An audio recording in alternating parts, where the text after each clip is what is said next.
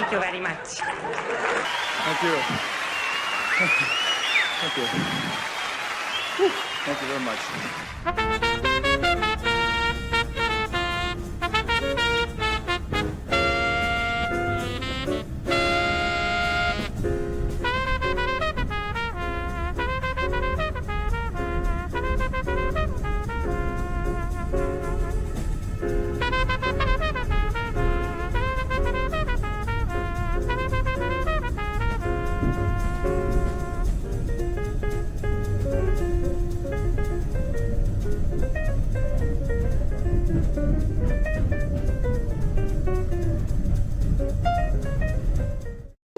Thank you. Thank you. Thank you. Thank you. Thank you. Thank you. Thank you. Thank you. Thank you. Thank you. Thanks. Oh, thank you.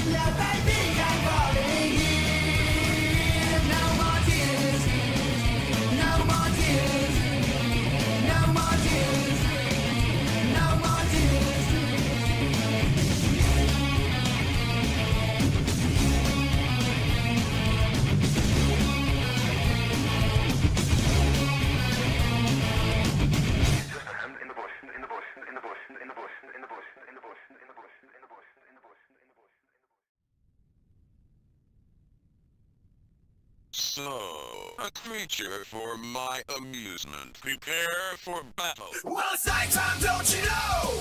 There's a place you need to go. Grab your gal and grab your bow, 'cause it's time for the secret show.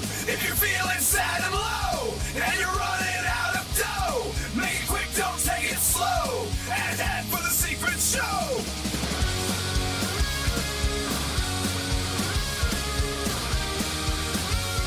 It's time for the secret show!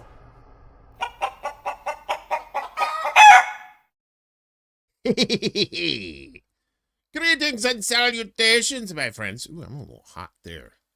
A little hot tonight. We got some weird weather going on outside. Hello, everybody. Welcome to the Secret Show. It is I, Uncle Warren, as the this thing says. You can believe your lying eyes. Yeah. As well you should. I'll go ahead. I want to tell you off the top here. We are having severe weather here in the Chicagoland area. This is, I believe, this is a sky cam from the Willis Tower, aka the Sears Tower. This is downtown Chicago. Look at that! Bum, bum, bum, bum, bum, bum, bum, bum, bim, bim, bim, bim, bim, bim. Yes, indeedly do. It is a bit of a shit pickle outside. I get it to do that. So let's get rid of that bullshit. So yeah, this is what we're looking at right here. This is this Chicago right here. I know some of our friends, if you're in this area of the country, it's heading this way. From what I was gathering from the meteorologists today, they were saying that it's we've been having it's pretty warm. Here like 60s, 70s up here, maybe a little more down south. But apparently there's like a cold spell right back here that's coming in, and that's why it's all crazy. So when the cold air, if you know, when a cold air mass hits a warm air mass, you get shit like this. So if you're out there, be safe.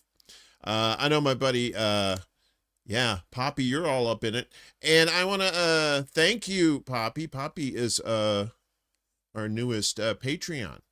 So, look at you, Moneybags. She's she's very sweet. Thank you so much, Poppy. I do appreciate you, and I appreciate all my Patreons and all the people who support me financially and emotionally. The emotional part is priceless. So, I was supposed to get down to 38 tonight. Jesus, what is it right now? It's already starting to drop here. It was 69 a few minutes ago. Giggity! Wait a minute. There's a sound effect for that, if I can get it. There we go. Giggity, giggity, giggity, goo. Yeah, now it's it already dropped 66. It's probably going to get down lower than that tonight. So, be careful down there in Missouri, because it's some messed up shit down there. Is what's happening.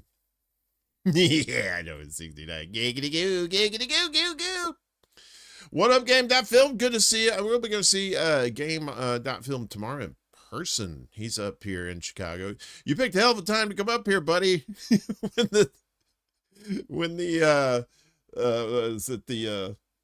Wizard of Oz tornadoes are out and about. So Ghost Art's over there on the Rumbly Tumblies holding it down. Naybones popped in to say hi. We had to go sleepy time, so good to see you, Naybones. Yes, indeedly do. We got Zell's in the house. Zell, what's going on? CBC voter. What's up, Charlie? Good to see you, my friend. Rick coming up for some cool air from the hellscape down there. Good for you, Rick. Who else we got up in here? We got Chuck's Intergalactic UFO show. We have a clip from his new episode coming up soon. We'll be playing that earlier or later this evening. Unless we have a time machine, then we'll be doing it earlier. Max, good to see you, my friend, Max RJ. Let me go on up. We are Ronan.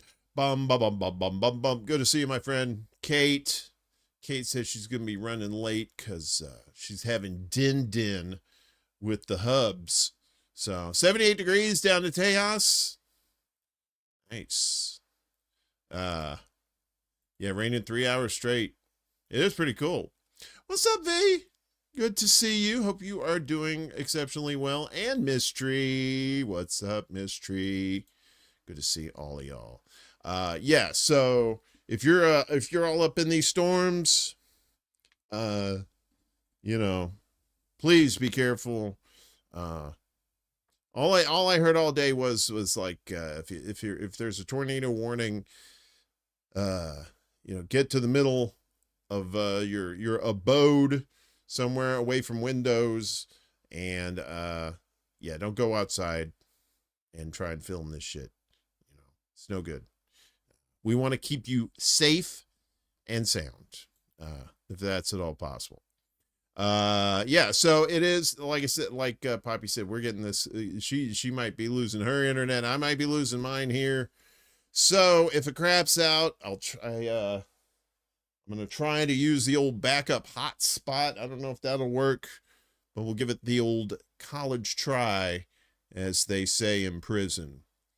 Yeah, so I guess we might as well get to things. I hope everybody's doing okay. I know with all the craziness in the world. What's up, Yonina? Good to see you. Yeah, I know, right? And one thing I did learn today too about like tornadoes is if you're driving, don't pull over under an overpass. I know I said over, like it was over, under, like it's an airplane skid or something. But apparently, if tornadoes hit, that all that debris and stuff goes right under those bridges. So, you know, they always say if you're outside and the thing hits, you want to get, you know, as low as possible, get in a ditch if you can. Although, you know, it might be a little soupy in the ditch, but that's what you do. You either save yourself or and look dirty, or you yeah, you know, you go meet the wizard and the yellow brick road. All right, so since we've got you all gathered here, let's get started. Of course, we have to start things off with some sort of animal fashion. What's up, Dingo? Over on the Rumbles, the Rumblies, the rumble, stumbley, bumbles, the stumbles, rumbles. What do we say? I got nothing. Oh my God, she's so fat. Don't say that to my cat. She's not fat. Her primordial pouch hangs low. She's fat. No. Yeah.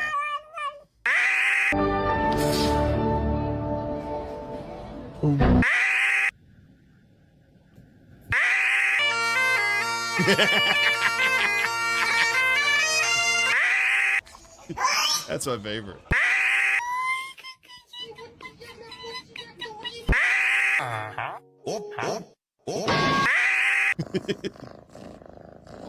Oh. Kitty. A little dose of kitty there. Right, the little scrumptious, the cat bagpipes, that killed me. That was so good.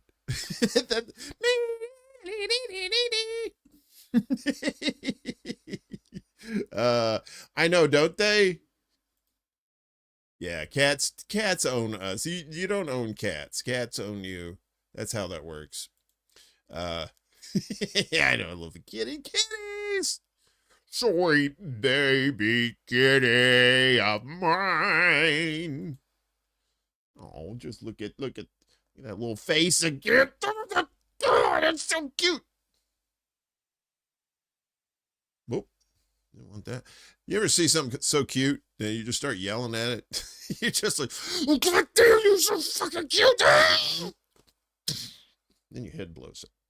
Like Scanners, like that movie Scanners. You ever seen that movie Scanners? People's heads blowing up. Yeah. I mean, I like all animals. I like puppers. I like them too. You know what I found out? The universal word is puppers. I was walking through the park the other day, and you know, they have this little dog area there where they go run and stuff. There's one dog was hanging out by the fence, and I just looked away. I went, who? Poppers! Who's your Mr. Poppers? And that dog just went, that dog went just crazy. Yeah, I know, right? The eyes. I used to have 2 black cats too, and they love hiding in the corners, and all you saw was eyes. I'm like, nah, that's not, you know, pants filling scary at all. To see just these eyes and nothing else. But yeah, they were sweet kitties. I love the orange tabbies. I like the calicos. I like the black cats, the white cats. I like all kinds of cats, except for the hairless ones. I'm not I'm not not a fan of those, because it's like a hairless cat is it's like a walking penis, right? But it's got like a penis with appendages, right? Get your hand off my penis! Exactly. Well, nothing to do with that. Anyway, we got more stuff. I think so. Oh yeah, we do have more stuff. I like delving into the 80s, but I know there's a lot of people who are probably millennials, you know, maybe the older millennials that remember something. Their childhood was in the 90s, right? By the way, that was Catovars. Catovars was the channel for the kitty cat stuff. All these videos, of course, except for one, is from YouTube. The other one is from the private stock. It was hand delivered from the Pony Express. So I've seen this lady's her videos on the YouTubes there. Her name is Tara Town, and she's very sweet. And she likes talking about 90s stuff. So this is she's talking about top 10 ice creams of the 1990s, if you're into that sort of thing. Oh, let's watch. Here are the top 10 ice creams of the 90s. Guaranteed this will unlock your memories. Here we go. Starting off strong, we've got Flintstones push-ups, ice cream with a wooden spoon, a box of Neapolitan, literally at every birthday party, Mickey's Parade ice pops, Superman ice cream, flavor ice popsicles, a summer essential, strawberry crunch ice cream, Ninja Turtle ice cream you'd get in a cap at a baseball game, and if you were really lucky, Viennetta. Yeah, you know, hang on a second. Let's go back to it. This Viennetta thing. You guys ever had this? Apparently it's no longer a thing. Or if it is, it's called something else, but it's not Viennetta anymore. But I used to see the commercials for it. They had this whole fancy, wait a minute. Ooh, yeah, hell yeah. They'd have this fancy shit going on, you know, with the...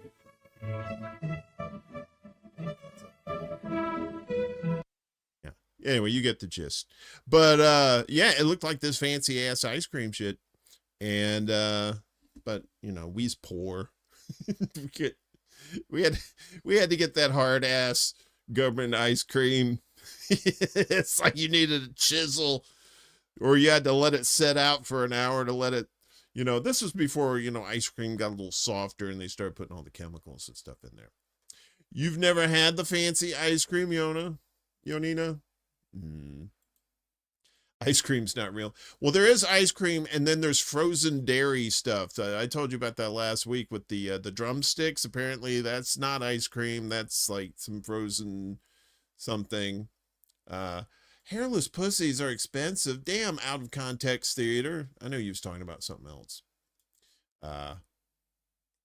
And penises. Poppy, I didn't. You get corrupted by these people, and by these people I mean me. You can still get Viennetta at Vinny's Vendomats. Anyway, what's the long black hair? The ice cream is okay, but I'm a sucker for the long black hair. Oh, the lady. You want to see the lady again? Yeah, she's a little cutie pie. She does like some goth shit too. We'll have more videos for her. See, look at her, right? She got that weird. She got like a weird pointy chin though. I'm not shitting on her. I'm just saying, you know. I like oddities like that. You are getting corrupted. Poppy's a mod over at Black Bear News, and that's where I met Poppy, and It's a little more highbrow over there at Kevin's joint. What's up, Kill Your Egregoires? Good to see you, buddy. Hope you're doing well. At least you're not in all this rain shit that's going on. It's crazy town up there. So yeah, stay safe, y'all, if you're out and about in this bullshit. Yeah, so that was Tara Town is that nice lady's name. So this next one is cool. This is Horizon, and they do like kind of these list things. So this is all of the we gotta go to the big screen. I get to be itty bitty. And these are what are these? These are the 007 James Bond cars from 1962 to 2026. I don't think we really need the music. You just kind of watch here. So this is the, of course, first movie was Dr. No in 1962. That would be 64 years ago. Anyway, so let's look at the cars here, and we'll kind of stop and start here. So we got the Sunbeam Alpine series. I've never heard of that. From Dr. No.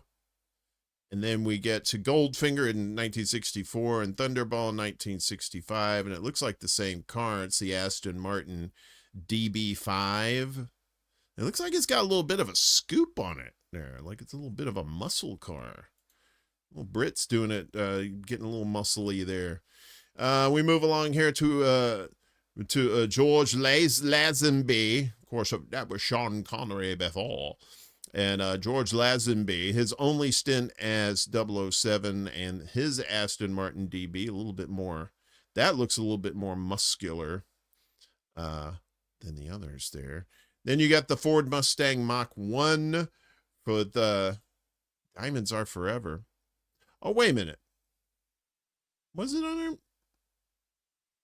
Oh, yeah. Did Sean Connery come back for Diamonds Are Forever?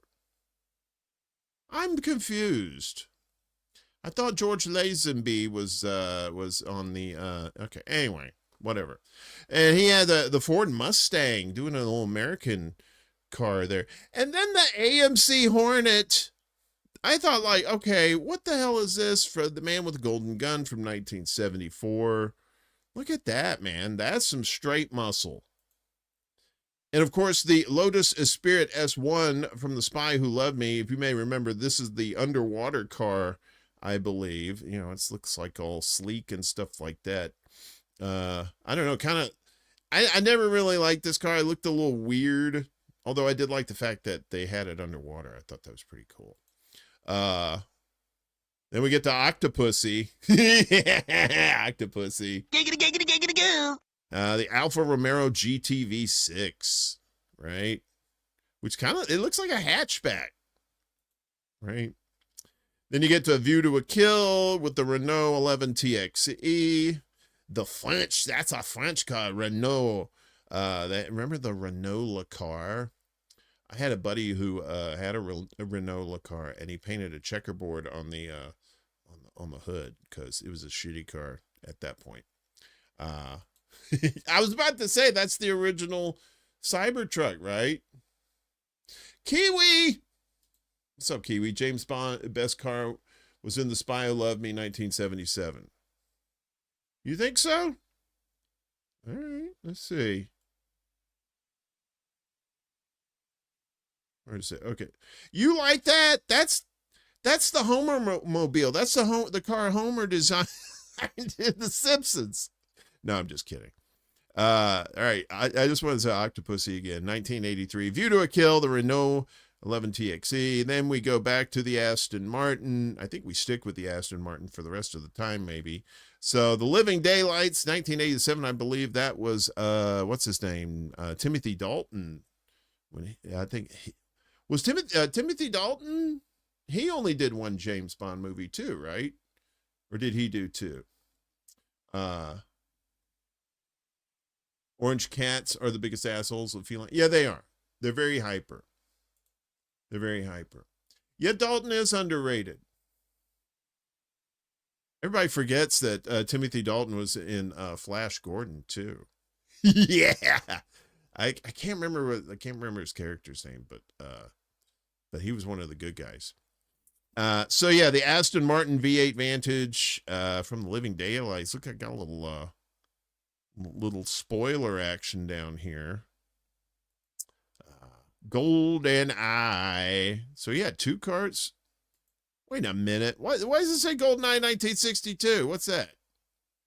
Anyway, so we got the Aston Martin DB5, BMW Z3. Look at that. That looks like a car from what's that cartoon, that Pixar? The thing. It looks like it's got like it looks like it's kind of high. It got like kind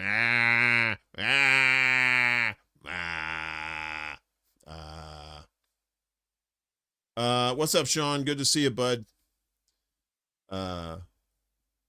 Lotus is the first car that Elon Musk told from Tesla the other name that he stole. Oh, okay. Yeah, you. How did I forget a movie about cars named Cars? Sorry. So then we get up to this is what's his name? Pierce Brosnan, right? GoldenEye. Remember the theme song? GoldenEye. I think it was Tina Turner did that.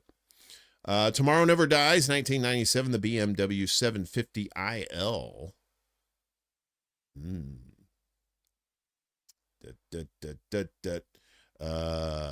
What happened? Where are we at? Shadow. The World Is Not Enough. I forgot about that Bond movie. 1999, BMW Z8. And Die Another Day. Pierce Brosnan did a few of these things with the Aston Martin V12. And I think the rest of these are Aston Martins. Then you got, what's his face? Who's this guy? I always forget this guy's name. They did Casino Royale, Quantum of Solace, and Skyfall.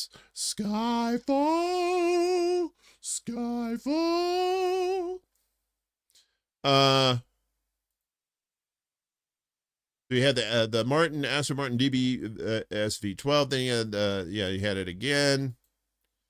And then he went kind of old school with back to the Aston Martin DB5 for Skyfall, and then the Aston Martin DB10 for Spectre, and Aston Martin V8 for No Time to Die, and also the Aston Martin DB5. They love that Aston Martin DB5.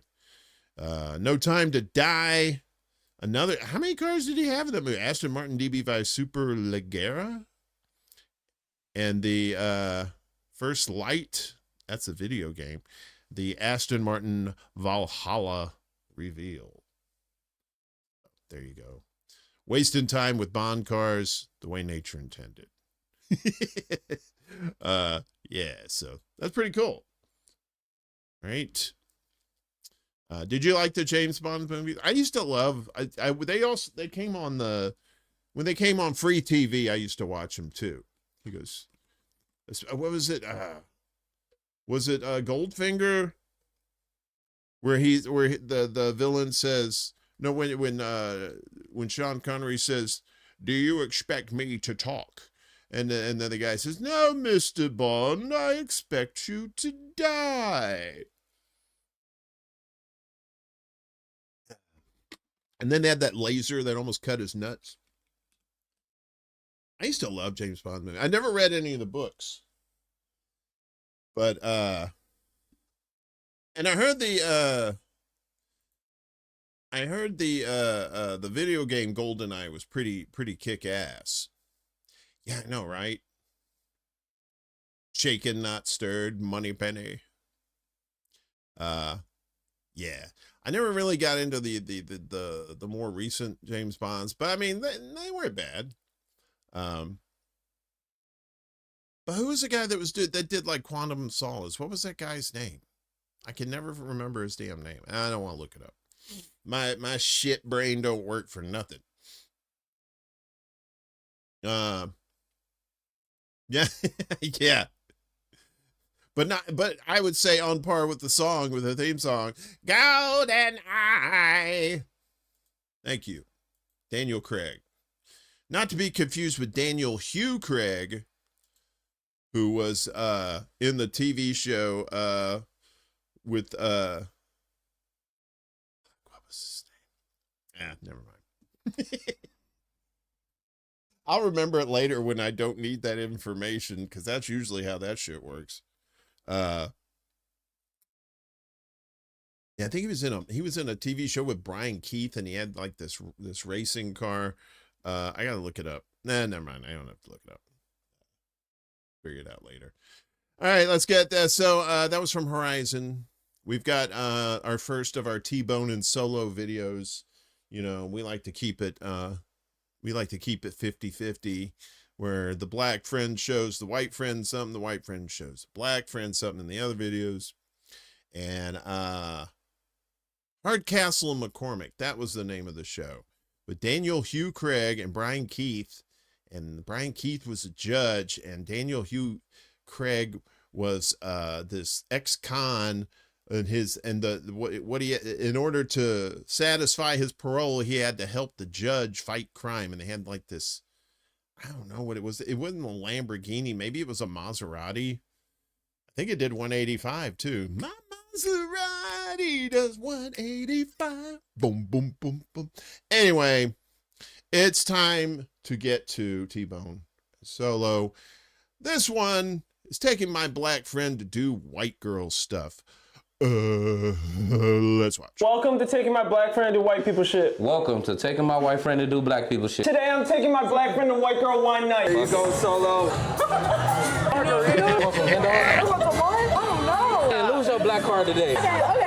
We getting white girl wasted today. What this shop for? The bad bitches to the snow bunny. If it ain't snowing, I ain't going. The Hennessy with the charcuterie. The Hennessy gotta be with the charcuterie. Charcuterie? White women, black cats. That's what I'm saying. That black cat is lucky. It's my song, bro. Don't talk to me. Hold on. Come on, hit the hot note, y'all. Oh. Hey, hold on.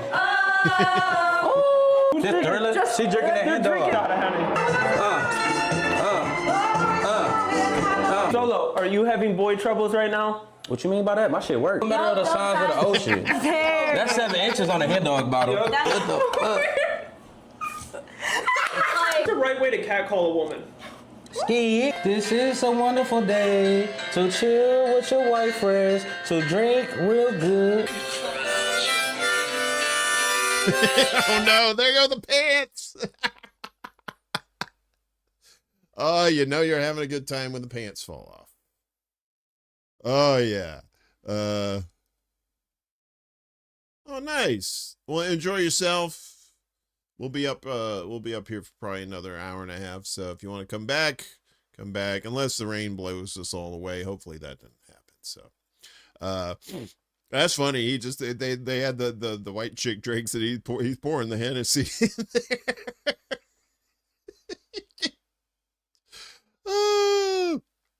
I ain't gonna. Nah, I'm not trying to kiss black people's asses or nothing, but I'm gonna tell you, some of the best times I ever had was hanging out with black people, and yeah, it was so much fun.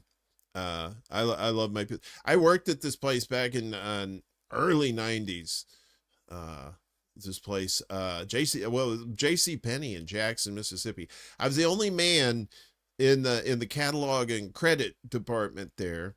And it was all ladies. It was mostly black ladies, and we were always some of them were from Chicago that had moved down to Mississippi, because that's the thing, right? You have people that move from Mississippi to Chicago, and then you have Chicago people that move down to Mississippi, because you know it's pretty much straight up and down, north and south there. Anywho, so yeah, that was T-Bone and Solo for your viewing entertainment. We got animals everywhere. Remember that? I don't know, a lot of people don't remember that. So I've been playing a lot of these faun facts, FAUNFACTS, that's their channel. A lot of their videos lately, because they always end up with like some sort of, you know, animal fact about their penis or something, and you know, I don't. And you, sir, are you waiting to receive my limp penis? Not really, especially not an animal penis, but I think it's something different today. So this one is more animals, and this one is called Animal Facts That Reveal the Bizarre Genius of Biology. let's get our learn on, shall we? Animal facts that reveal the bizarre genius of biology. Number 8. Flying lemurs possess extensive skin flaps that they actively fold into cozy biological hammocks to safely carry their vulnerable babies. Number 7. Hummingbirds possess such incredibly high metabolisms that they must continuously consume massive amounts of flower nectar daily to avoid starvation. Number 6. Male superb birds of paradise absorb almost all light with incredibly dark feathers, physically shape-shifting to mesmerizingly attract passing mates. Number 5. Peacocks forcefully rattle their massive tail feathers to produce low-frequency rumbles that nearby females can physically feel through the solid ground. Number 4. Satanic leaf-tailed geckos effortlessly blend into their surroundings by possessing deeply veined skin that looks exactly like a rotting leaf. Number 3. Tiny cleaner wrasses boldly swim directly inside the terrifying mouths of moray eel to safely eat bothersome parasites off their teeth. Number 2. The highly toxic rough-skinned newt contains enough deadly neurotoxin within its skin to easily unalive dozens of massive, aggressive predators instantly. Number 1. Lemurs bite toxic millipedes to get high. Yeah, getting toxic millipedes. I swear to God, there was one. What was the one back here that said, wait, where is it? Was it before then? Was it the, hang on a second. Let's see the. Effortlessly blend into their surroundings by possessing deeply veined skin that looks exactly like a rotting leaf. Number 3. Tiny cleaner wrasses boldly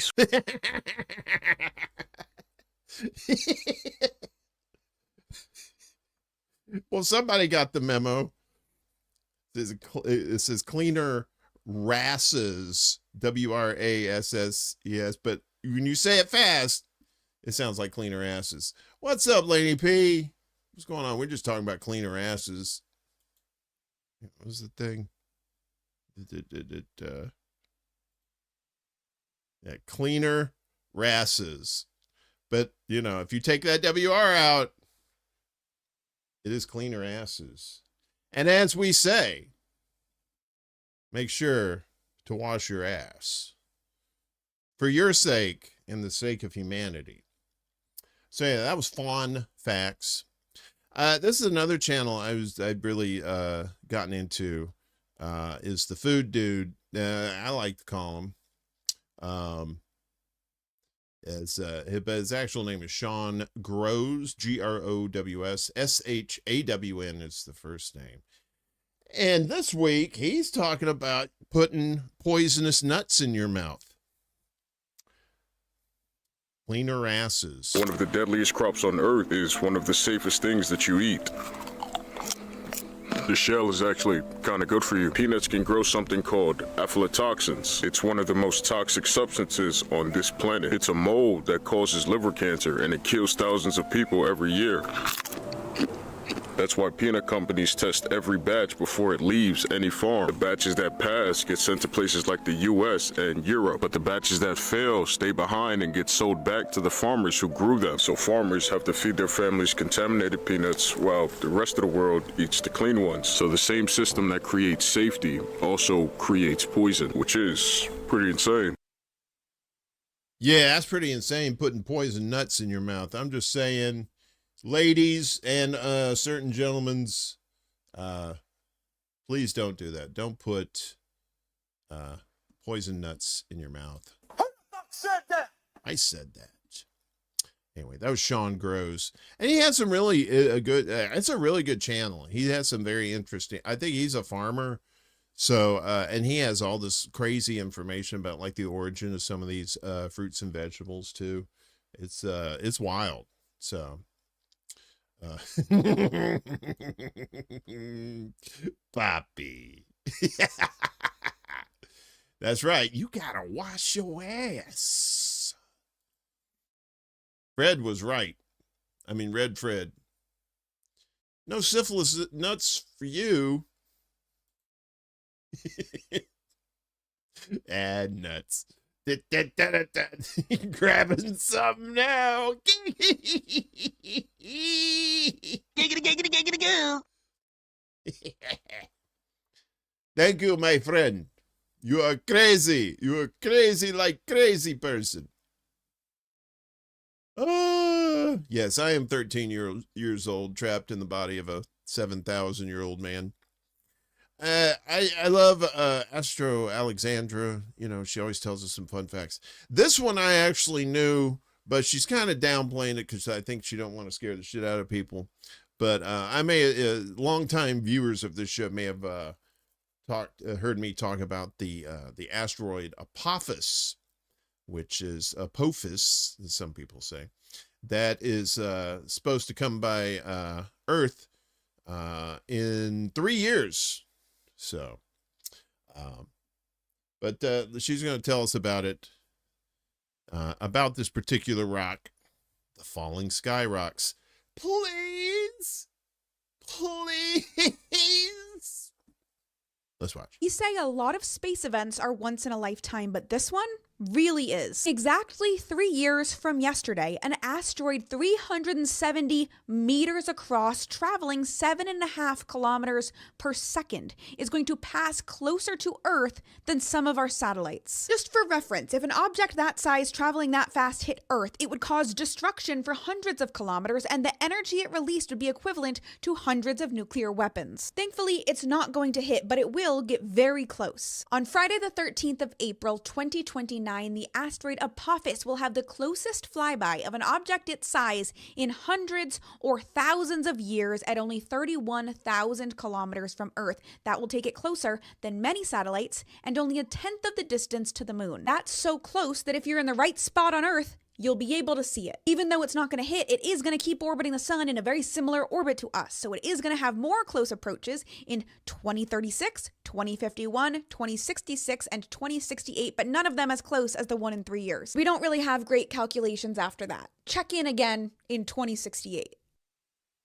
And what she's not mentioning, though, is, and a lot of astrophysicists and astronomers have discovered this, that yeah, it basically it's about 20. It's going to be about 20,000 miles away from Earth, which sounds like a far distance, but it's really not. It will go over.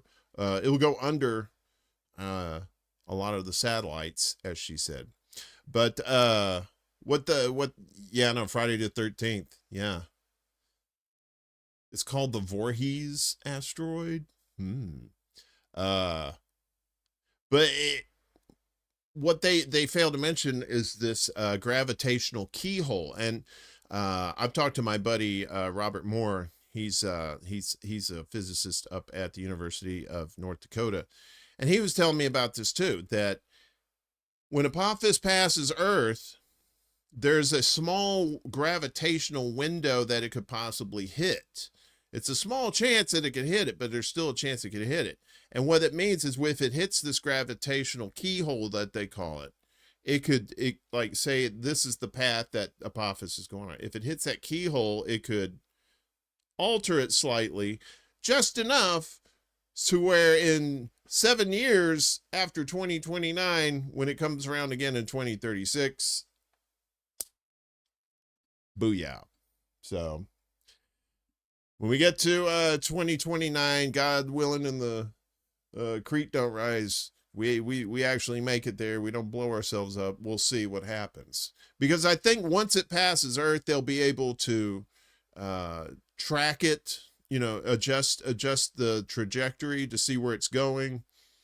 And then, like, if it hits that thing, you probably won't hear scientists talk about it, because they'll be like, who? Because they'll be shitting their pants. Anyway, what's up, Kate? Good to see you.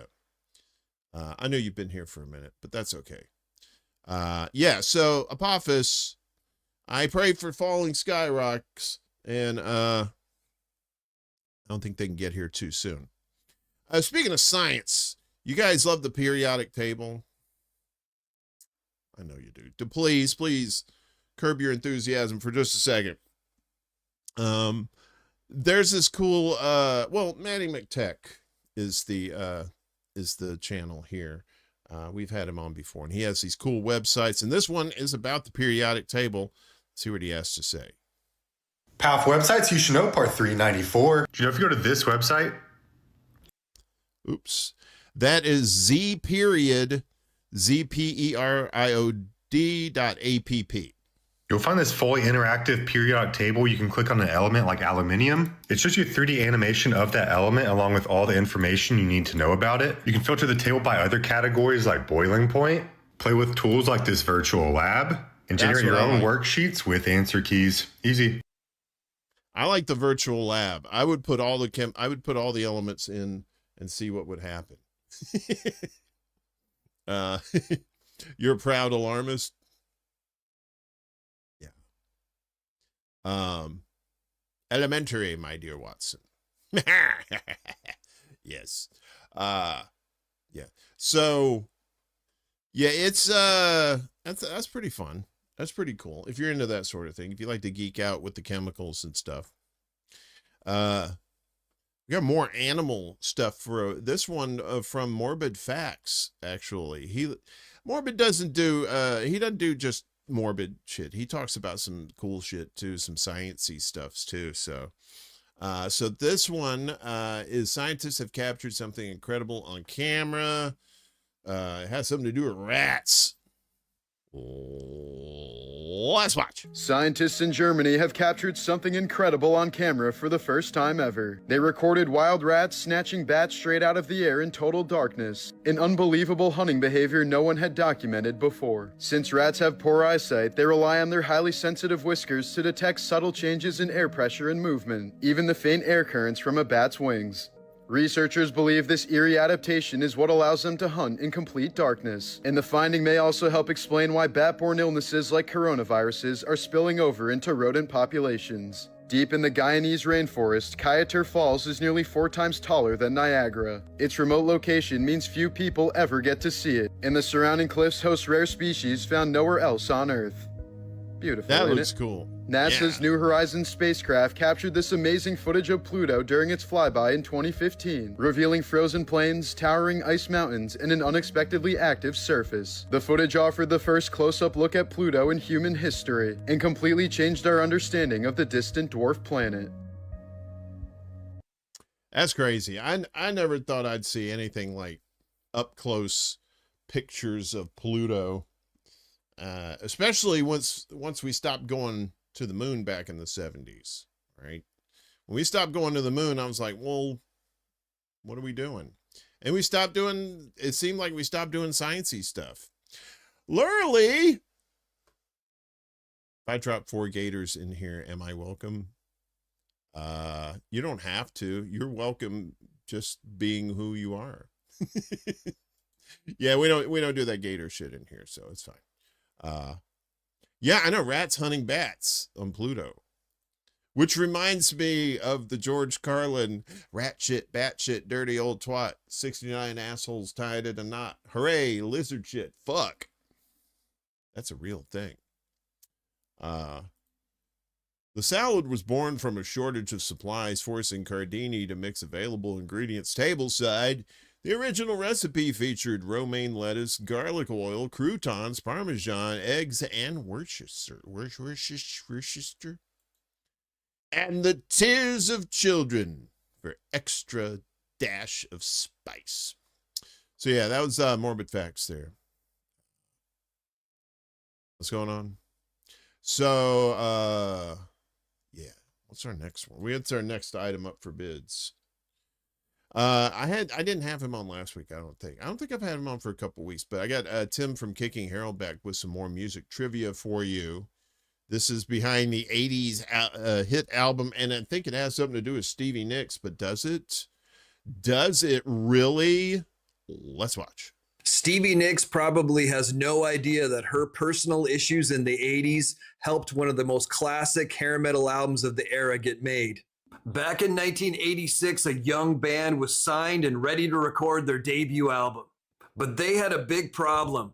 The budget the record label gave them to record the record was so small they couldn't afford a good studio. But the producer on the album came up with a clever plan to get around the low budget.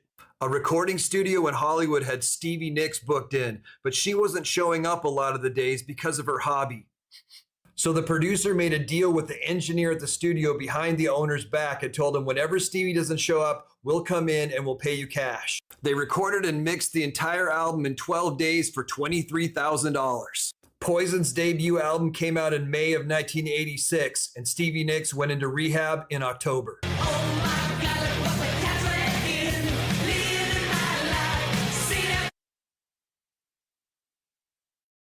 First time my dad saw Poison, he goes, there's some good looking chicks. Like, Dad, no, those are dudes. Yeah, I can't believe Poison's debut album was 40 years ago. What's up, Rondo? Good to see you.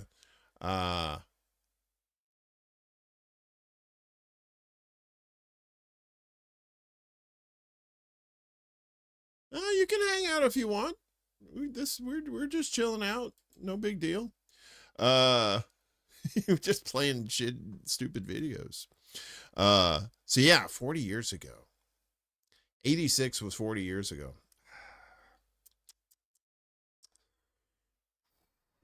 Not a fan of the passage of time. So yeah, that was Tim from Kicking Harold. Music for you. This is some good stuff, and I think it kind of strikes a chord with capitalism here today. So even though the title doesn't quite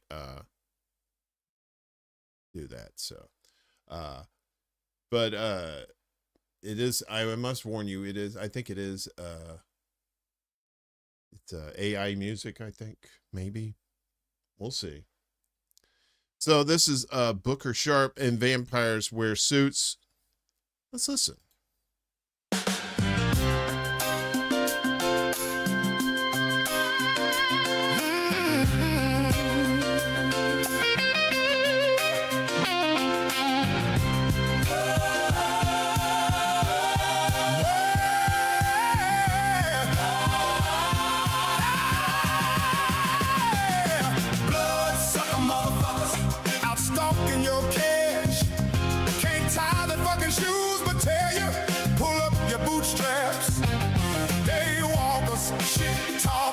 Wanna drain the fucking future from your sons and your daughters. Over and over, got their bullshit on loop. We all know it's the truth. Vampires wear suits. Oh, I wouldn't blame you if you don't go out. Sinister forces are working, and they're on the prowl. They ain't scared of garlic, they don't want your neck. But if you've got a wallet, then they've got your scent. Hey! Bloodsucker motherfuckers roaming 9 to 5. They got overflowing pockets, but there's nothing in their eyes. Sharp teeth on Wall Street, gonna bleed you fucking dry for just a little bit of green. Over and over, got their bullshit on loop. We all know it's the truth. Vampires wear suits.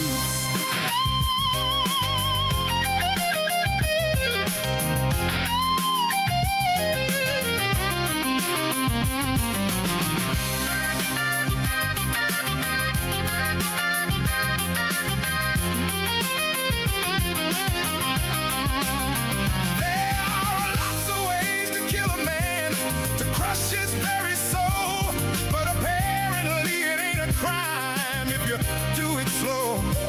All they want is everything, one piece at a time. Oh, there are monsters in this world, but they don't hunt at night. Bloodsucker motherfuckers got the world hypnotized, have us turning on each other, got us eating up their lives. Shit takes and bad faith, they can tear you limb from limb, but you can't say they need a stay.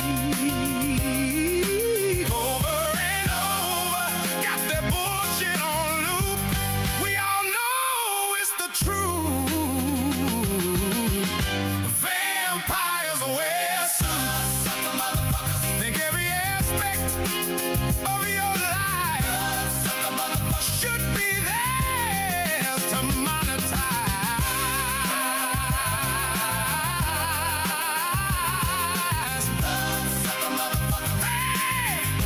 Hey,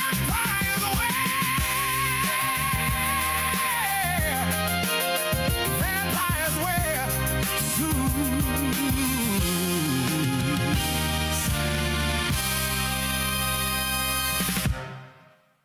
Hell yeah. Booker Sharp. And those vampires wear suits. Almost Vinyl is the channel there, Kate. Almost Vinyl on YouTube. You don't have to go to all those motherfucking Spotify and Apples and Amazons. It's fine. Just go to YouTube. Get that shit for free. No ads if you use the right browser, that is. That's some good stuff. What do we got next? Do you guys like the spooky stories, like the storytellers on there, like Mr. Ballin, and there's a channel called Roanoke Tales that does kind of like it talks about the cryptids, but he's a little more, I don't know, kind of like burst your bubble. You know, like, no, none of this shit's true, and you're like, come on, man. But one of my other favorite channels like that is What Lurks Beneath, and they usually have some pretty he usually has some pretty good ones on there. So yes, Almost Vinyl, Kate. That is exactly it. Yeah, when that weren't from Reddit. Yeah.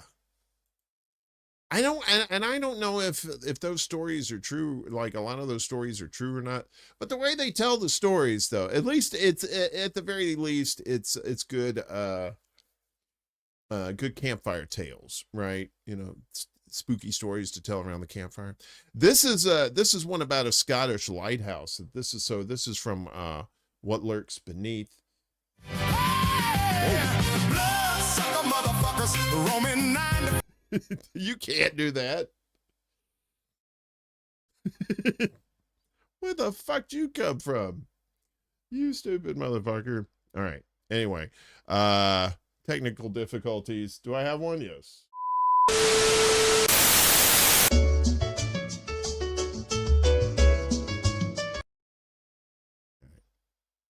Let's watch. Oops. Hang on just a second. I have lost my shit. You'd think the storm would fuck shit up, but no, I fuck it up. Let me do this.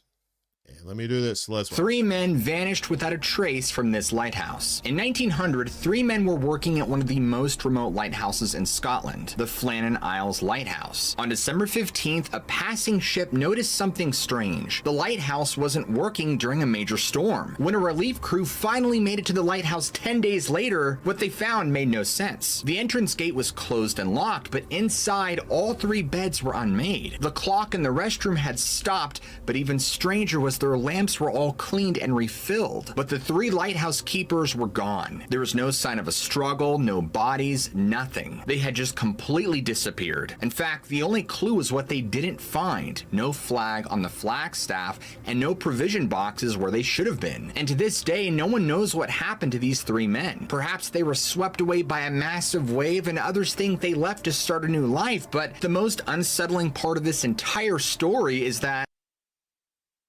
they disappeared. I hate it when they do those videos like that to make them loop. But yeah, I've heard that story before about the lighthouse and the guys just disappeared. One of the theories is that they were outside and just fell off in a storm, fell off the cliff there or something.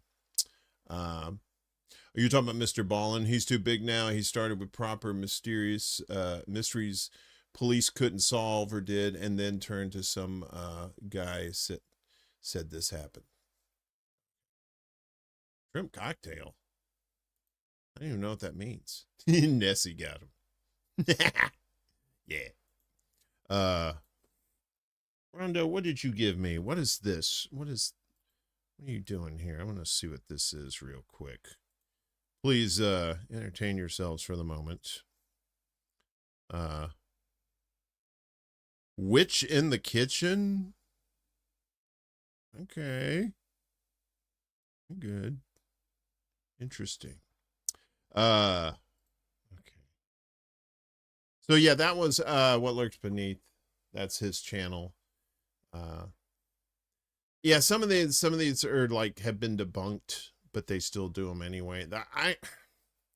I don't know, man. If it's a mystery, don't do a story that's already been debunked, because then it's like, why do I care about this story then? But if it's like it hadn't been debunked and nobody figured out what it is yet, you're like, ooh, spicy. It's a little bit of Alex from Clockwork Orange. I'm saying, and in the rain. He's kicking that guy. Clockwork Orange is so fucked up. Stanley Kubrick movie. If you're not familiar, but most of you probably are. What's his name? Was it Malcolm McDowell? Malcolm McDowell?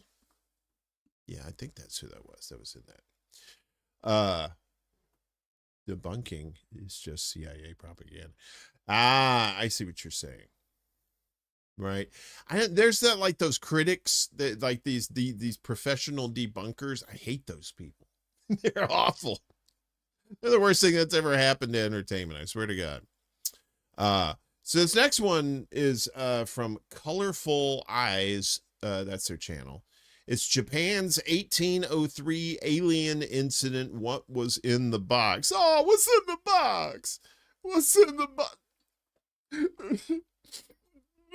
What's in the box? Don't come around here, California. John Doe got the upper hand. That's from 7. So, 7, the sequel 8 didn't do very well. And the prequel 6, jury's still out. So anyway, so this is about an ancient UFO. Long before Roswell and what's his name? Kenneth Arnold, when they saw all this stuff in the 40s, and this is like 18. That's the thing. It's like, oh well, that's like Photoshop. People are just seeing stuff, and it's just, it ain't real. It's just bullshit. But then, like, these people, like in ancient times, hell, you see in the Bible, you see all these pictures, like these paintings and stuff of people, and then you see a fucking UFO in the background and shit, and you're like, what the fuck is that?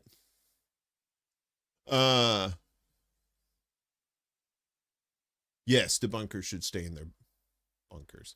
Unless you're debunking, like, real dumb, real shit that affects people in real life. Now, if you're, somebody's like saying, well, yes, war is definitely good for everyone. Now we're going to debunk that. we're going to nip it in the bud. Big Old Boats and The Missing Enigma are good mystery channels about real things. The Enigma guy recently interviewed a dude who said he was taken by aliens years ago and admit he faked it. Yes. And you hate to see that. It's like, don't fake shit like that just to get attention, because all you're doing is just muddying the waters. So anyway, this is ancient aliens. I'm not saying it was aliens, but it was aliens. This is a fun little story, so check this out. In the early months of 1803, a craft that shouldn't exist washed ashore in Hitachi Province, Japan. Fishermen found a 5-meter wide vessel shaped like a rice pot. Its bottom was iron, its top was rosewood and glass. Inside was a beautiful woman with red hair and white extensions. She spoke a language no one on Earth recognized. She clutched a mysterious wooden box. Legend says it contained the severed head of her dead lover. She let no one touch it. The ship was covered in strange symbols. Some thought she was a British or American princess. Others, not of this world. Instead of helping, the villagers feared the cost of an investigation. Their solution, they pushed her back into the ocean and let her drift away. Was this a black ship of the West? Or, as ufologists believe, as Close Encounter 140 years before Roswell? The Utsurabuni remains Japan's greatest maritime mystery. What do you think was in the box? I'm going to say old VHS tapes of the A-Team. Maybe that's no. Do I get that? Sorry. I love how they're like, they were just like, nah, I'm scared of this. Let's go away now. Hey, like a bunch of white people are like, gee, I wonder what this thing is. Scratch my head. Let me look up in here. Ah, you know, and then whatever. These Japanese people are like, no, thank you. TBNT. Thanks, but no thanks.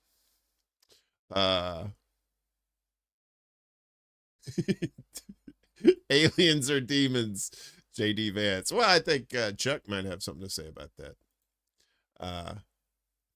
There were Dragon Balls in the box.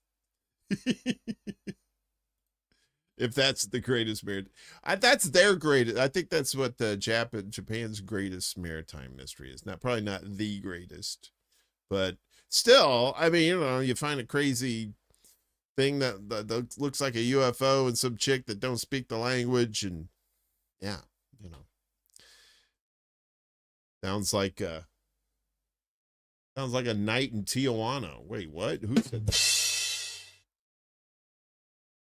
Let's go to video games, because I like video games, and I like this particular game. There's a space game called Elite Dangerous, right? It's for PC and console, and basically you're in a 1-to-1 simulation of the galaxy, right? And you know, you have the solar system, and then you have like your other star systems and whatnot around there, and it's, you know, this is like a lot of deep immersion. It's a kind of a high learning curve to learn the game, because there's all kinds of weird, like, you know, buttons and stuff to navigation and stuff like that. Yeah, and what it is it's a sandbox, so you could, you know, you could do pirating, you could do trading, you could do I don't know what else you can do in there. It's just mostly pew and trading, I think. Oh, exploring, stuff like that. It's pretty cool, right? But you have to be careful, because you can run out of fuel in space, and if you're like way the hell away from a star that you can actually fuel up on, you're stuck. So, but there's players in the game that don't even know you.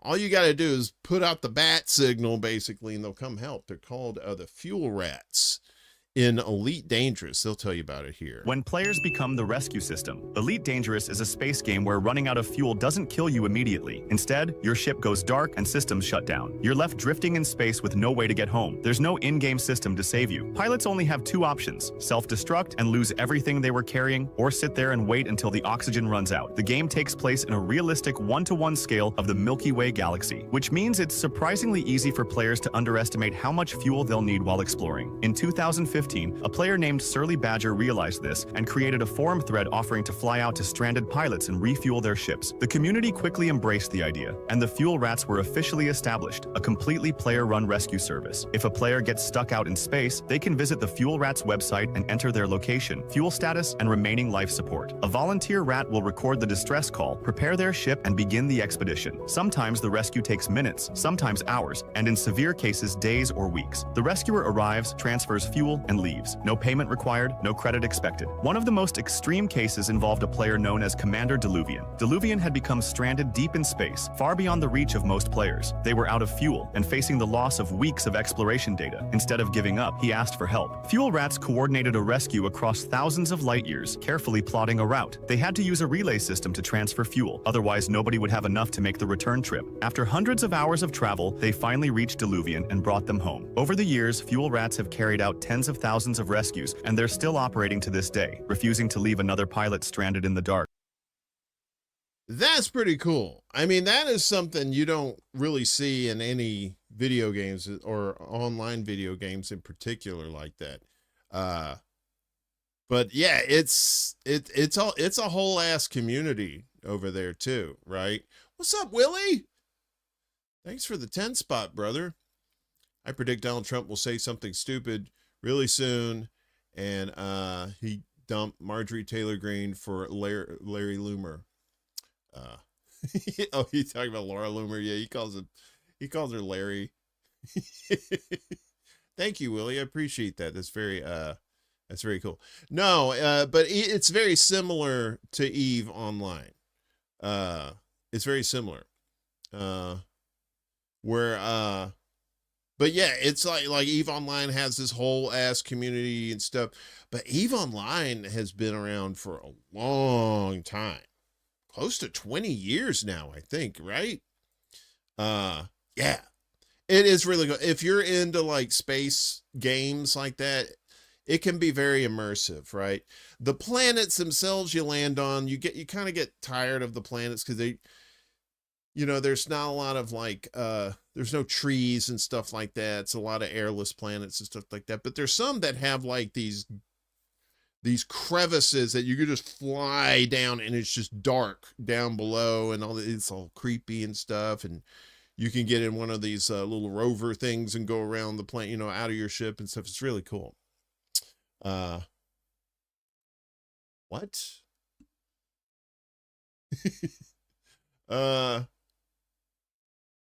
I didn't delete it. I don't run this shit. That could have been some YouTube fuckery. Maybe. Okay. I don't really know what's up with that, Yonina. I'm sorry. I'm sorry that happened to you. I haven't seen it, but it looks really good. The Hail Mary movie. It's by the same guy that wrote The Martian. So, yeah, Ryan Gosling, I was like, I wasn't sold on Ryan Gosling. I thought he was going to be one of these pretty boy actors at first, but he does some really good stuff. Blade Runner, 2047, I think. I mean, that wasn't a super great movie, but he was pretty good in it. Yeah, I've heard nothing but good things about it. So I definitely want to see it, but I'm probably going to have to sail the high seas to watch that one. Yar, matey. I'll be whipping you with me cat o' nine tails. Yar, yar. Yeah, I don't like to buy shit. So that's kind of my thing. Our next, you saw it and hated it? See, that's why I like to watch shit for free, because then if I don't like it, then I'm like, I'm not out anything. But man, going to the movies these days, first off, if you can find a cheap candy or snack store near the movie theater you go to, fill up your pockets and don't let them search you, because those concessions are outrageous. And then the price itself of the tickets is just cuckoo for Cocoa Puffs. So who was that? I forgot who that was. Oh, that was 60 Second Quest that did that video about the player rescue system there. Right? Because there's like space games where there's like it's on the network, it's on a server, so that like you see other players and stuff like that, and that's pretty cool. So yeah, you can like dogfight with other people. They form up like squadrons. They do like these whole ass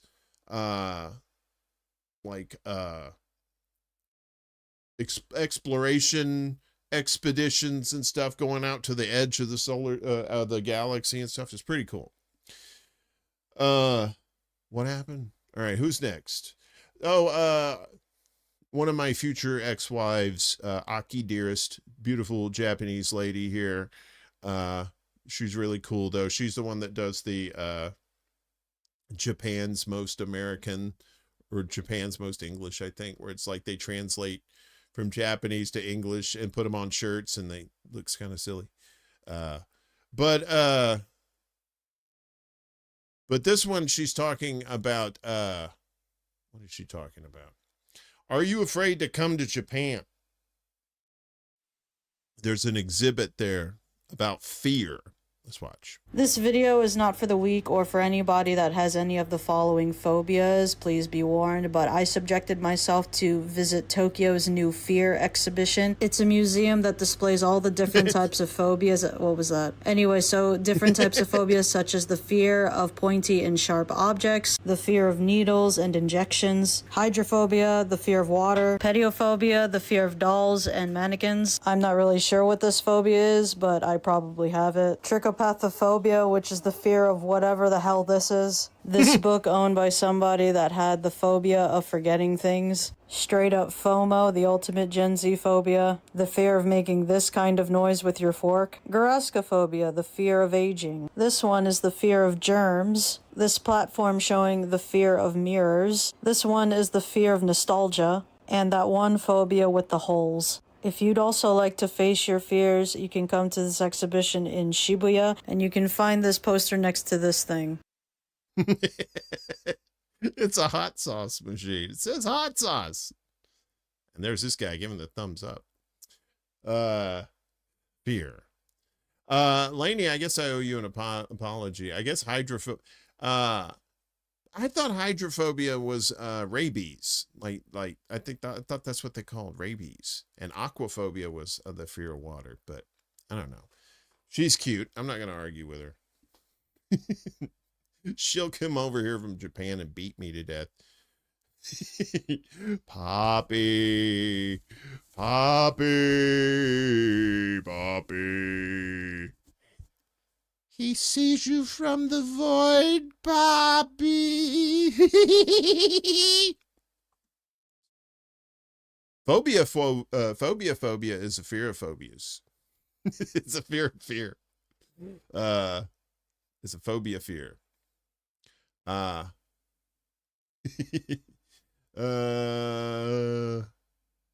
Ryan being cute with mineral base Jar Jar Binks until everything worked. Okay. All right. Again, I probably won't see it in the theater. I'll probably have to see it other nefarious reasons. What's the fear of animatronic animals? I think that's Five Nights at Freddy's phobia. Freddy phobia. Just don't know shit about video games. Yeah, you do. You know they exist. You've played video games before, Poppy. Come on. It's connected to rabies, but it's not really that they're afraid of the water. They really want it and are dying of thirst. Actually, the rabies won't let them drink. Right. Yeah, I've seen like people with rabies and they're trying to drink and it just because that would just be fucked up, right? I guess you'd have to get like a drip or something. You'd have to get put in there. You have a phobia about people who walk too close behind you, Kate? We have nothing to phobia but phobia itself. You had an Atari and played Space Invaders, but that's okay. It makes you a gamer chick. No, I'm kidding. It's all right. I don't want to put you in that category if you don't want to. What's next? Oh, this is fun. This is fun. So, this is from Vandahood Live, VANDAHOOD Live. I saw this, I was like, oh my God, this is wild. Iran War, the movie. This is the trailer. Let's watch. Sir, they're about to go nuclear. Paul Giamatti. How long do we have? Liam Neeson. They're 2 weeks away. How 2 weeks away are they? Even more 2 weeks away than they were 5 years ago. My God! That's dangerous levels of 2 weeks away. I know.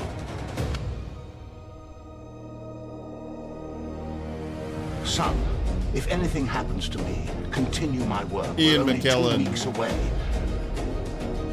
I will. Jake Gyllenhaal. Now I'll go to where no one can find me.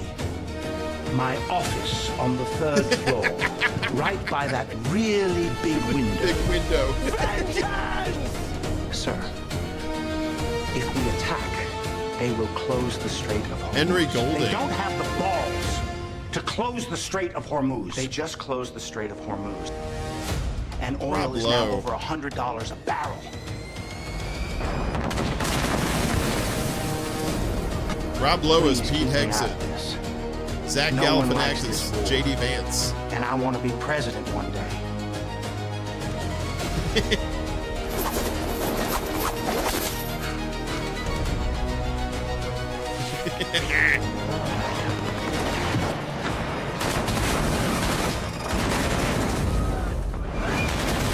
Come on, send a boat or something. You're the most powerful. Judy Dench, just Keir Starmer. You send your own boats. That was a test. Ha! You fell right into my trap.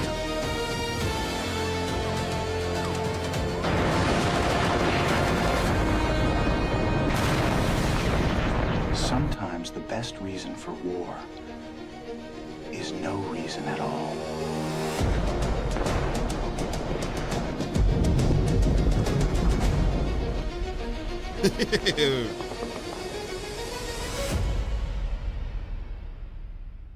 Iran war, straight out of Hormuz.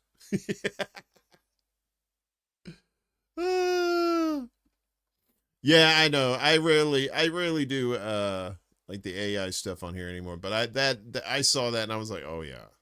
And like the Lego videos about Iran, those are AI too, but they're so good. Those actually serve a purpose, I think. They're really getting people to realize how stupid the United States is. So yeah, it's but Dame Judi Dench is Keir Starmer. I saw that, I was like I did a straight up spit take on that. How many more we got here? We got a few more left. We're okay. We're doing good. Yeah, the Lego videos are pretty sweet.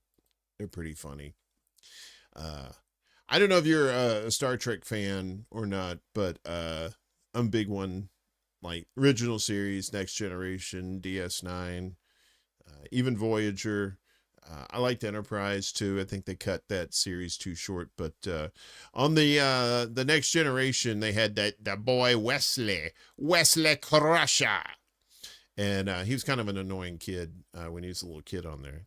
He eventually grew into a better character, I think, later once he got older, but when he was younger, he was kind of stupid. So this was I love this channel. This is Picard looking, and it's a montage for Wesley Crusher. Everyone tells Wesley to shut the fuck up. Sir, I know this may finish me as an acting ensign, but shut up, Wesley. And since I am finished here, sir, may I point out that shut up, Wesley. That everything that I have said, I said shut up. would have been listened. Shut up! Shut up! Came from an adult officer. Request permission to return to my Shut phone. up! Shut up!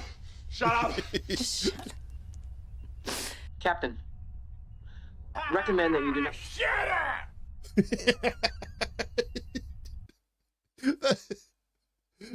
The Billy Madison. That's shut up.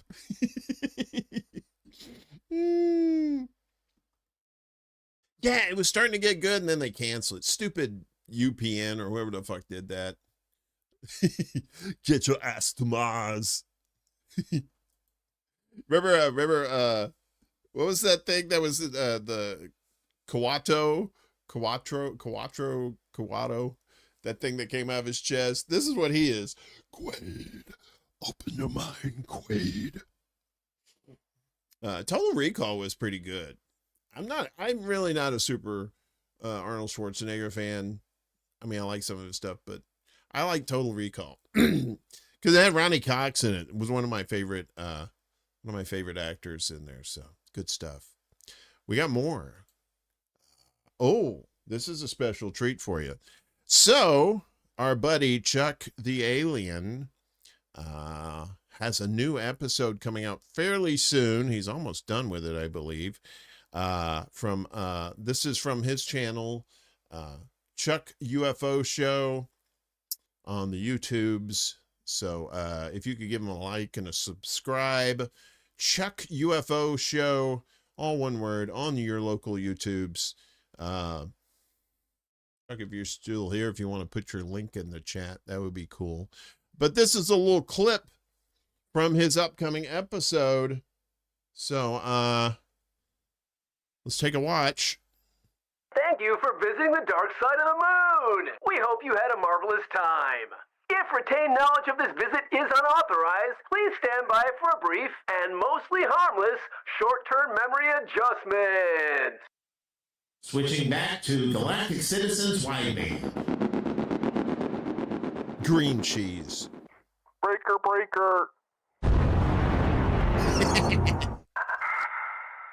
For the purposes of intergalactic security, your short-term memory has been erased. Have a fantastic day. Hello? Wait, who am I? What am I doing here? I'm sure glad we're not that guy.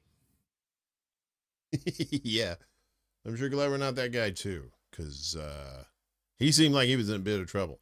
That is Chuck's Intergalactic UFO Show, episode 6, dropping soon on YouTube and Rumble. Again, if you want to subscribe to Chuck UFO Show on YouTube, that would be good. Yes, he does good work there. He puts a lot of hard effort into it. So good on you, Chuck. When he's not delivering space pizzas, he's putting together some solid videos for us. So thank you for that, Chuck. We go from Chuck now to Cody Tucker, who usually does like the word origins and stuff. But this one is a fun one, especially Chuck is a plumber. Heard he fixed their toilet problem up there. Yeah. He should have fixed that toilet problem on the USS Gerald Ford. No, what was it? That was on the Abraham Lincoln. They had shitter problems. And then they had the laundry fire on the Gerald Ford, the largest aircraft carrier they had. And they got taken out by a laundry fire. Yeah, right. Anyway, here's Cody. And he's talking this week. What's he talking about? He's talking about the other Spider-Man. This is an interesting tale. I never heard this story before. And I've seen the movie that he's talking about at the end, and which made it a little extra funny for me. But it's totally up to you. Let's take a listen. In 1997, a fifth Superman film was going to be produced by John Peters and written by Kevin Smith. Peters demanded that Superman fight a giant mechanical spider at the end of the film, so Kevin Smith quit. He was then replaced by Tim Burton, who also quit as soon as the giant mechanical spider idea was proposed. Peters was then going to adapt Neil Gaiman's The Sandman, but only on one condition, that it feature a giant mechanical spider. So that film never happened. Well, in 1999, John Peters produced a cinematic turd known as Wild Wild West, and finally made his dreams come true when at the end of the film, they fight a giant mechanical spider. I saw that movie. I was like, what? This is supposed to be the 1800s. Where did they get this fucking giant mechanical spider? Yeah. Wild Wild West. Although I did like the song. I liked the Fresh Prince song, the Will Smith song. The Wild Wild West. We're going to the Wild Wild West. We gonna, and they mixed it. I think he mixed it with a Stevie Wonder song. I Wish. Yeah, the dumbass steampunk spider. Yeah. Careful what you wish for. You ask for that spider, you'll get it. But you ain't gonna get no profits at the box office. That's for sure. Yeah, that movie kind of tanked. I can't remember. Cody did another video. Oh, right. So they wanted Will Smith for The Matrix.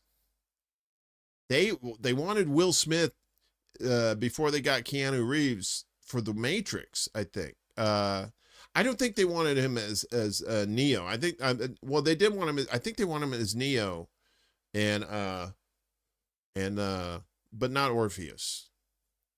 Or Morpheus. What's his name? Orifice? Orifice? But yeah, but he turned it down and he did Wild Wild West and yeah. So keep my boyfriend's name out your goddamn mouth.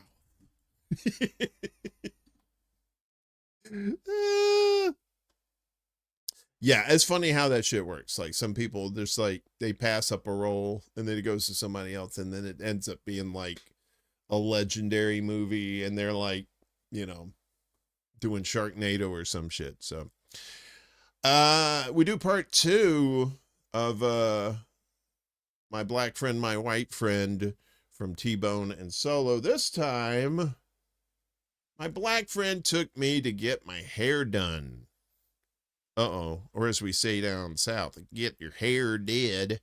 Let's watch. Welcome to taking my black friend to do white people shit. Welcome to taking my white friend to do black people shit. And today on this episode, I'm taking my white friend to get his hair done. I didn't know men get weave. Extensions. Men get extensions? Yes. What the fuck are you touching my hair for? Back off. Hey, it's like a little hamster. Real hamster hair. Uh-oh, here come the mood ring. This nigga look like a tomato. Flip your hair back and forth. It comes pre-scented. What it smell like? Garlic powder. This will make a rows apart and I sit in the front seat. Yeah. Martin Luther King had a dream, but y'all took it. This is for Colin Kaepernick. His name is Colin, you dipshit. And I present to you, Goldie nigga. Look at that red meat. Why you do this on the front porch? I don't want to talk about it, man. I don't want to talk about it. You told me that black men get weave. I also told you white men get weave so they can look black. Oh. And this you gotta let your mom see this. You ready? Yeah. You like it? Fuck no. I like how he sniffed the hair and he said it smells like garlic powder and Newports. Hey, Peace Dove, hello. Hope you're doing well. Hope you're not caught in the mega storm of the century that's cutting across the country here. So, yeah, I don't know. He kind of looked like some of those Hasidic Jews that, you know, they have the curls that come down, you know, all he needed was the hat. But his mom going crazy like that. I like it when they show his mom on here because she has no fucks given. She's just like, whatever, I do what I want.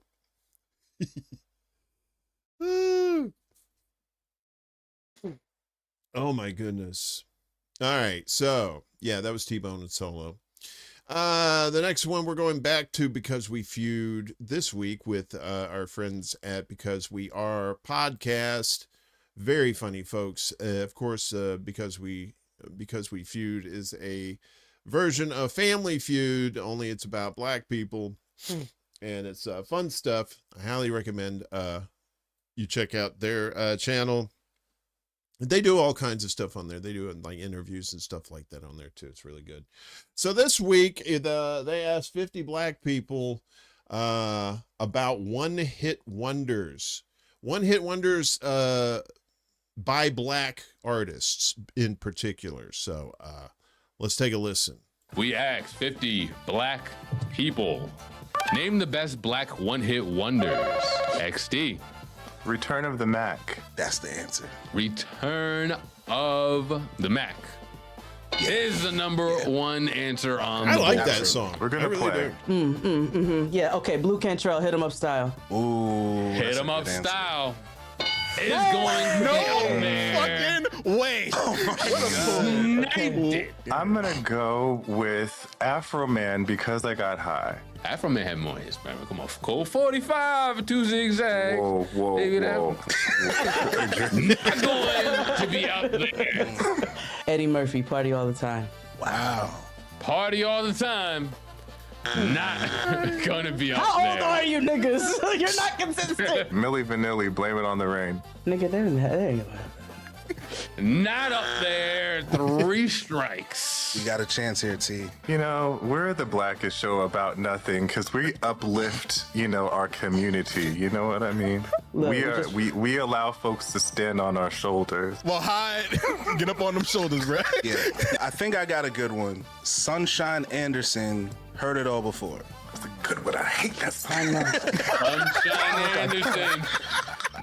Come on. Not going to be up there. Jaden XD will walk away with 20 points this round, which I thought would be a lot more eventful. Is Wayne Wonder up there? Wayne Wonder is not a one. Oh, look, see? Let's take a look at what else we have up there. We asked 50 black people to name the best black one-hit wonders. Number 6. The Caribbean is about to come after Trend. Yeah, I know. MC Hammer. Yeah. Absolutely the fuck not. No. Excuse me. No. I think we're just saying that because we're black. I'm not gonna say nothing because MC Hammer be putting paws on niggas. Number 5. Like Too Legit didn't exist? Oh, Skilo did have Skilo. I wish I was a little bit taller. I wish I was a baller. I wish I had some contestants that would get the freaking answers. Number 4. Hurricane Chris. Hey, baby. See, I was actually gonna go Tipsy by Jaquan. No, Jaquan had 2 songs, Hood Hop. This is why I'm hot. Hey, I like what you guys are saying. Let's go to number 3. Because Mims is going to be up there. I bought that Mims CD. Music is my favorite. Shit was not bad. And number 2, Jaquan is also going to be up there. Hood Hop was, I feel like, just as popular. Oh wait, no. As Tipsy. No. Just as? You deep in the nigga trenches. Shabuzi did not remix Hood Hop. I only know 2 of those songs. I know MC Hammer, Can't Touch This, and I know Mark Morrison, Return of the Mac. I love that song. Return of the Mac. Return of the Mac. Oh my God. You lied to me. Sorry. What I do, do. It's a good song. He likes it, or she likes it. I don't know. I don't know the gender. Skilo was slept on. Yeah, only 5 people picked that. Yeah, no hot chocolate, man. Boom, boom, boom, boom, boom, boom. I believe in miracles. Where you from? You sexy thing, you. Where did you come from, baby? I don't know. Eddie Murphy. Party All the Time. That was, it wasn't a great song, but it was popular, because it's kind of one of those things where it's like, oh, look, Eddie Murphy's singing. And I believe, what's his name? Rick James produced his album too. What happened? So moved to Augusta, Georgia, went to closest barber guy, straight, started by shaving the center of my head, committed to this shit now, spent 5 minutes shaving, 45 on the corners. They look just like Eminem. Oh, he wrote that song? He did write that song. In the video, it looks like he's producing it too. Because he's at the board, but that may have just been like a visual thing or something. But my girl wants to party all the time, party all the time, party all the time. Remember that shit. 2 more, and then you get to go home for summer vacation. This is school, baby. We got, of course, Solid JJ doing their take on Pawn Stars with superheroes. I think this is from the DC universe, so let's get to it. Nothing to it but to do it. Greetings, I'm Lex Luthor. I'm here to sell things and be evil. Welcome to the pawn shop. What can I do for you? Well, Rick, I've got something to sell I think you're gonna love. This is a kryptonite dust beam. It fires radioactive beams of kryptonite energy directly from the nozzle. It's definitely a classic. Gonna be honest with you though, I don't feel comfortable selling this here in the store. What? Why? Well, besides the fact that it's radioactive, if I sell this to someone, I already know what they're gonna do with it. There's no way to know for sure. They're gonna try to kill Superman. Come on, you're paranoid. It's a kryptonite gun. So what? You sell guns here all the time. Lex, it's a gun that kills one guy. There's no other reason to buy it. That's not true. Why else would you buy it? Well, maybe for self-defense. Self-defense in case what, Superman breaks in? It can happen. Yeah, really? Well, it's not just him. There's the Superboy, is plural. There's the clones. There's the dog. There's the Superman girl. You mean Supergirl? Yeah, sure, whatever. Are you gonna buy it or not? No, probably not. Come on, man. We're bald. Yeah, that's the art of the deal. 500. All right, guys, tell me, what do you got for me? Come on, don't. Hi, I'm Mephisto. I'm like Satan or something. And today I'm selling Spider-Man's marriage. Fucking bullshit. All right, you're gonna need to explain this one for me. Well, a few years ago, I got into a bit of a pickle, and Mephisto here got me out of it. But in exchange, he wanted my marriage. Yep. Okay, but how does this work? Is this like the essence of your marriage, a memory? Well, come on, it's got like my picture on it and stuff, you know. Come on. If he's selling it, why are you here? No, just to laugh at his misfortune. To be fair to him, that's kind of how I've been able to get work recently. Uh-huh. All right, so what were you hoping to get for it? I was thinking in the ballpark of 20 to 25 years of character assassination. How about 15 with a few hit-or-miss stories in between? 12 and some other dude fucks his wife. 11 years, some dude fucks his wife, and we do a random Superman crossover a few years down the line. Final offer. Wait, holy shit, you can get me in touch with DC? Well, it's more like a mutual agreement. Put me in, Coach. Go on, name your price. What do you want? My relationship with Gwen Stacy? It didn't last long, but they've been milking that shit dry. Again? Are you shit. kidding? How is this profitable? Rick of Earth, Yes? I would like to sell my most treasured possession. Haggle with me, Rick of Earth. Okay, well, the first thing I noticed is that it looks pretty new. No, it isn't. Well, it looks pretty recent. No, it is older than most suns and probably older than your world. I'm pretty sure I've seen those on shelves at the Target next door. I've never been to the Target next door. Not even assembled. It's still in the box. The pieces were too small and my hands are too big. Well, what did you expect? Do you know how many pieces of Lego are in that box? Guess. Really guess. I don't know, like 2,000? Well, not that many, but damn it, now if I say it, I sound dumb. Yeah, I don't think I'm buying You know this. what, Rick? Yeah, what? You know, I saw you buy Elvis's fucking cum rag an hour ago. Like, this is bullshit. All right, fuck you. Get out of my store. Fuck you. Fuck me. You broke my fucking I'm roof. gonna eat your dog. Oh, don't even I'll sell do it. Elvis's cum rag. Woo! We are definitely lowbrow around here. And there's like no, it's not even lowbrow, it's no brow. Yeah, Eddie Murphy. Party all the time, party all the time.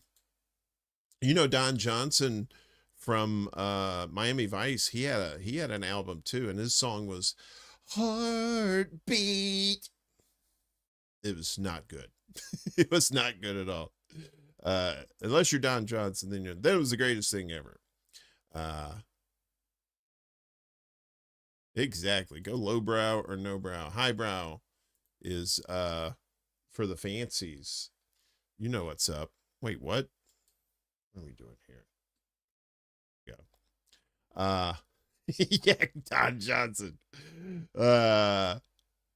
Yeah, it's like, dude, really? He did it. He had an album. He sure did. Right around the time of Miami Vice too. It was in the 80s. So it's crazy.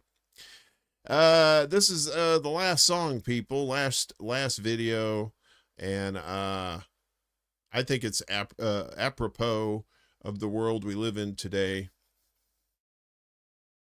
Heartbeat, I still think about that song. Awesomely bad. Yeah, it was. Yeah. I think at one point the stars aligned and they ended up playing Eddie Murphy's Party All the Time, and then like Heartbeat after that or something. I was like, you're going to open up a rift in space if you keep doing that shit. I have to remember that my new favorite song is Don't Stand. Oh, yeah. Police. Yeah, the Good Police. Don't stand so, don't stand so, don't stand so close to me. What was that? Was that from Outlandish D'Amour? Ghost in the Machine. I can't remember which one that was from, but Old Police. One of my favorite songs by Old Police is Voices in My Head, because it's got that voices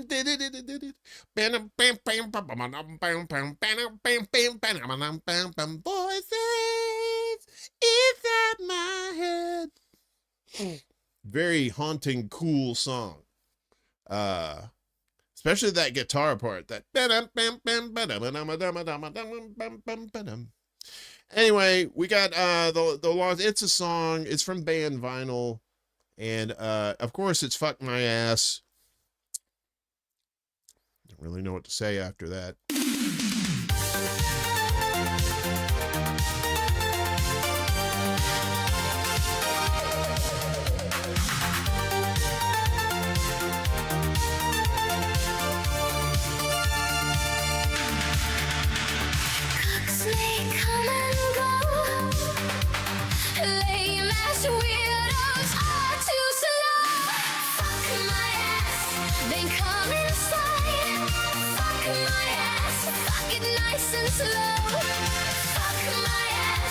Then come inside, fuck my ass, fucking nice and slow.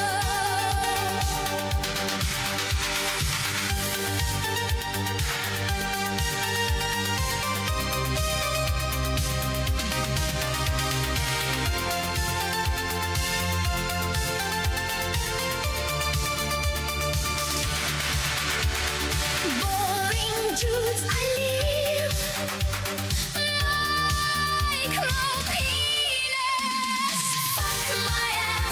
Then come inside, fuck my ass, fucking nice and slow. Fuck my ass, then come inside, fuck my ass, fucking nice and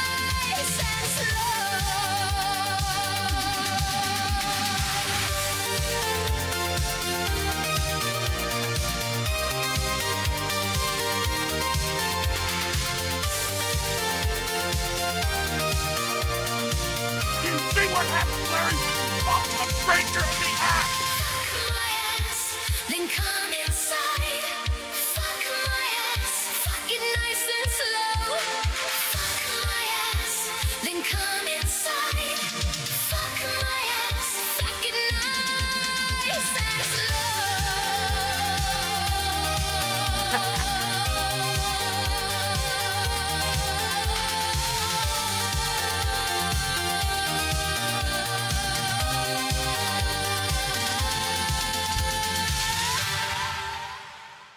There you go.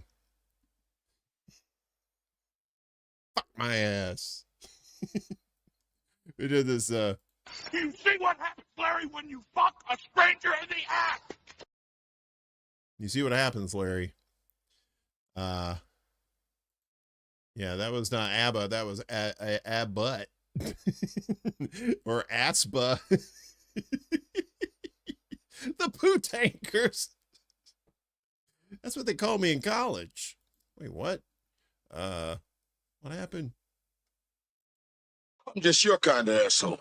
Yeah, there we go. All right, folks. I've held you long enough hostage here. Your community service is over. You're free to go and become prosperous citizens in this great country. But before you go, do me a favor. Obey the chicken. As weapons of mass destruction, or she does, to kill you with those eggs. Exactly. Yes, please like, share, and subscribe. Again, thank you to Willie tonight for the $10 super chat. Appreciate you. Thank you again, Poppy, for becoming a Patreon. If you want to become a Patreon yourself, links are down below. Just go to the ExtraBulla Patreon. I think it's ExtraBulla. Yeah, I think it is. The link's down below. You can become a member like for $1 or $5. We'll put your name up in lights at the beginning of the show. We also got like CashApp and PayPal and all that bullshit down there. Also, we have donation links down below too for mutual aid. So if you, can I do this? Yeah, it's too late. But if you know anybody that is in need of mutual aid, if they have a GoFundMe or they have some sort of fundraiser for them, let me know. Just email me at extrabulla@gmail.com. And if you haven't blocked me on Twitter and you're able to DM me, you could do that there too. Also, we've still been running Chanda's GoFundMe. We've still been telling people about that. It's still up, but if you know what they're going to be doing with that now that she's passed on, unfortunately, if it's going to any funeral expenses or anything like that, if you could let me know about that, I appreciate that as well. So otherwise, we do this show on YouTube and Rumble and on Facebook every Friday night at 11 p.m. Eastern, 8 p.m. Pacific time, as I like to say. And I'm very shocked that this mega storm that just came through didn't shut off the internet.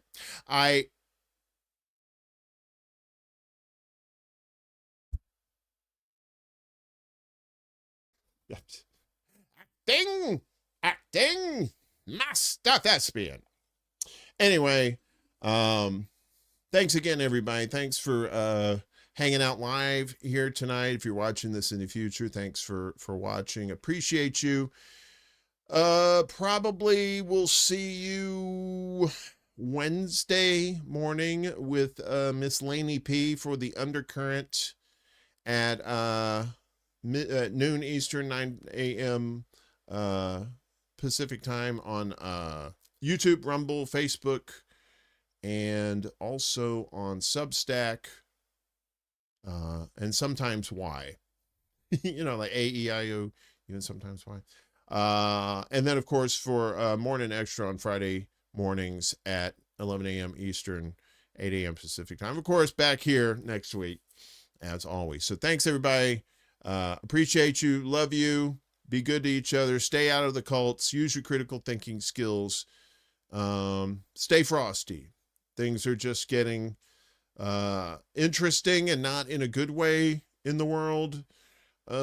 So, you know, that's why we need to stick together.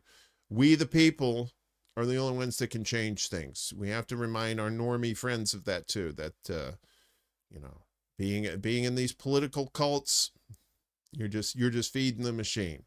You know, if you're in some sort of camp with any sort of political pundit or anything, remember they're pundits, they're opinions. Opinions are not news.